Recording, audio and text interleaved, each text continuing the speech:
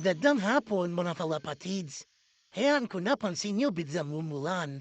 Thank you Lord, umulan nabawasan yung init sa Pilipinas. Ayan mga kalapatids, nagbubungkal ako ng postigo no? Para sa tinatayo ng mga bagong kulungan o bagong look ng nating mga pangmalafasan no? Na mga neto. Ayan, kung napansin niyo, yung pulungan natin o nilabihan natin sa gilid. Nabot na tayo ng gabi mga kalapatids pero natayulam natin posteo. Hosti pala mga kalapatid. Ito mga kalapatids kapag gabi na, itigil na talaga mga kalapatids tingnan mo nangyari. Kaya matiramay na kayo mga kalapatids. Ito nga pala umaga na mga kalapatids.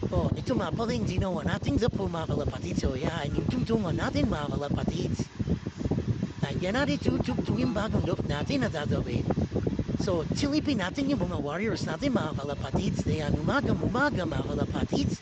Yan. Ang mga kalapatids, siksikan ng mga warrior natin nito ay mga kalapatids.